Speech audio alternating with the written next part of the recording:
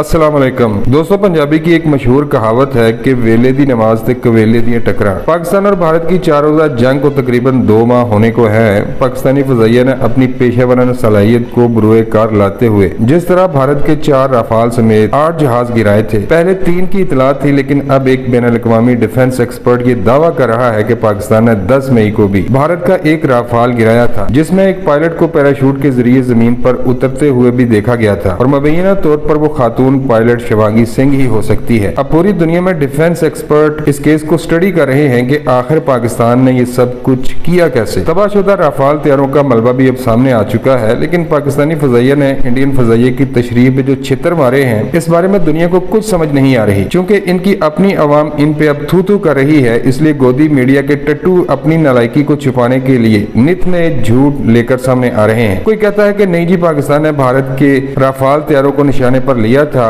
और इन पर मिसाइलें भी फायर की थी, लेकिन PL-50 ने जिनको तबाह किया वो राफाल तैयारे नहीं बल्कि एक्स गॉड नामी कोई नया मिसाइल था जिसे इसराइल ने डेवलप किया है। एक मोदी का पालतू शर्मिंदगी से बचने के लिए और अपनी आवाम को बेवकूफ बनाने के लिए नया शोशा छोड़ रहा है। आपने इस चप्पड़ गंजू की बातों को संजीदगी से नहीं लेना, बस इसकी बेबसी पे लुत्फ अंदोज होना है। आइए आपको इसकी वीडियो दिखाते हैं। भारतीय सेना ने ऑपरेशन सिंदूर में जो तकनीक के खेल से पाकिस्तान को छकाया, दुनिया अब उसको युद्ध में नई तरह की चकमा देने की रणनीति की मिसाल मान रही है।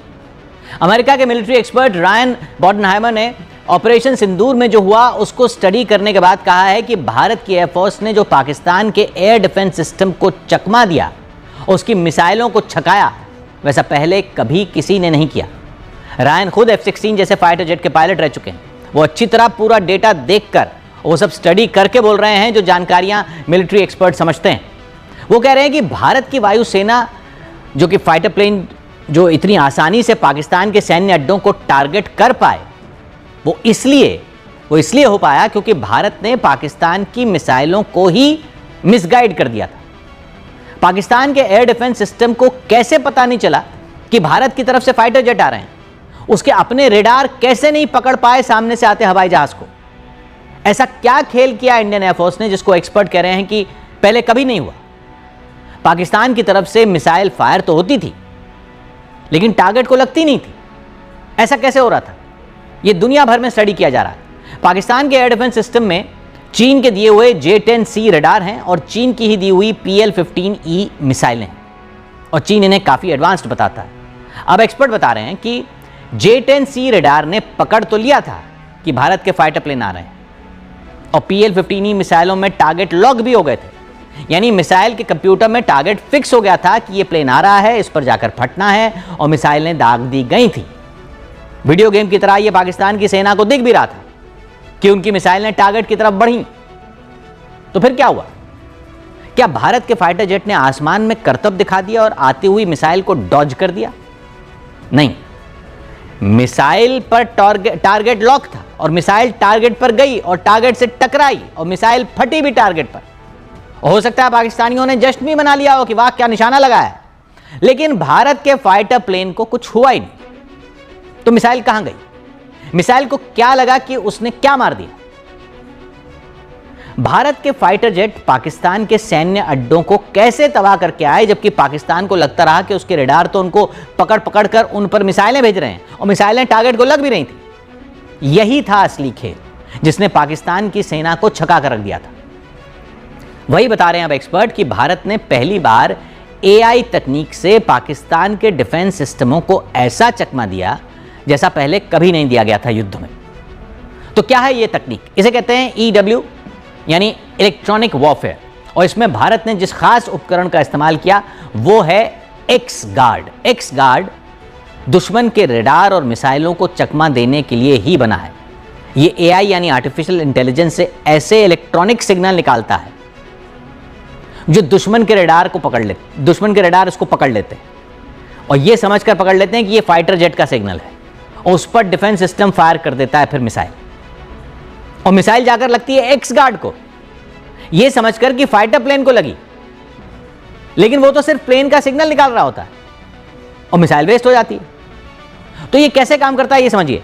पहले तो ये समझ लीजिए कि ये एक्स गार्ड बनाया है राफाएल नाम की कंपनी ने। कौन सी कंपनी ने? राफाएल, राफाल नहीं, राफाएल, RAFAEL, ये इजराइल की कंपनी है जो हथियार बनाती है।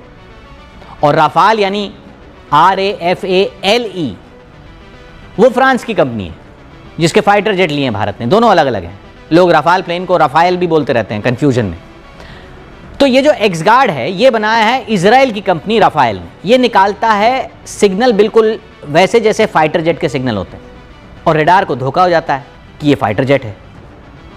लेकिन आप कहोगे कि रेडार तो उड़ान भी पकड़ लेता है ना फाइटर जेट की, मतलब कहाँ से किस रास्ते से उड़ता हुआ प्लेन आ रहा है, तभी तो एयर डिफेंस सिस्टम उस पर मिसाइल फायर कर देता है।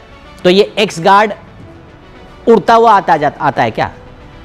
जी, ये उड़ता हुआ जाता है। 30 किलो का एक्सगार्ड कैसे उड़ता हुआ जाता है? प्लेन के साथ उड़ता हुआ जाता है। क्या है कि ये फाइटर प्लेन में फिट कर दिया जाता है। ये बंधा होता है प्लेन के साथ एक तार से। तार मतलब मजबूत फाइबर ऑप्टिक केबल से बंधा होता है। 100 मीटर की केबल होती है। प्लेन ऊपर जाता है तो एक्सगार्ड को प्लेन से अलग कर देते हैं। वो केबल से बंधा होता है तो लटका रहता है प्लेन के साथ। प्लेन उड़े जा रहा है, साथ में ये लटकन लटकी रहती है, साथ साथ एक्सगार्ड लटका हुआ चलता रहता है। लेकिन 100 मीटर दूर प्लेन से लटकता हुआ पीछे पीछे पूंछ की तरह। और जो प्लेन के सिग्नल होते हैं वो तार के जरिए इस तक पहुंच रहे होते हैं। तो किसी भी रेडार को लगता है कि यही प्लेन है, जबकि ये प्लेन से 100 मीटर दूर होता है। स्पीड और दिशा वगैरह इसमें सेम टू सेम होती है क्योंकि ये प्लेन से तो बंधा हुआ होता ही है।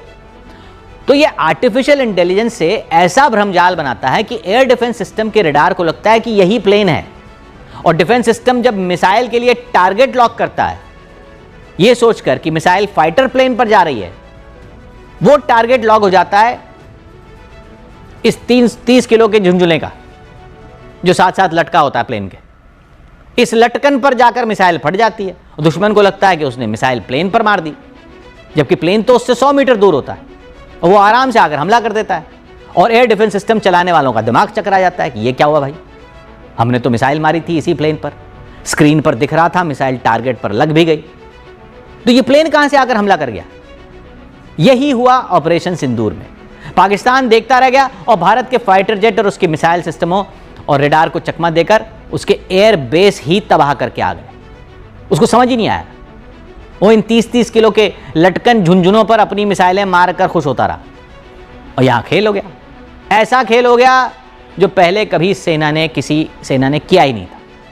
युद्ध में इस तरह इलेक्ट्रॉनिक छकाने का काम पहली बार हुआ और बखूबी किया भारत की सेना ने। देख रहे हैं युद्ध अब कैसे हाईटेक हो गए। दुनिया के तमाम एक्सपर्ट भी अब भारत की रणनीति को स्टडी कर रहे हैं। पाकिस्तान की हवा तो खराब हो ही गई थी, अब उसके प्रोपेगेंडा की हवा निकल भी गई। 100 बात की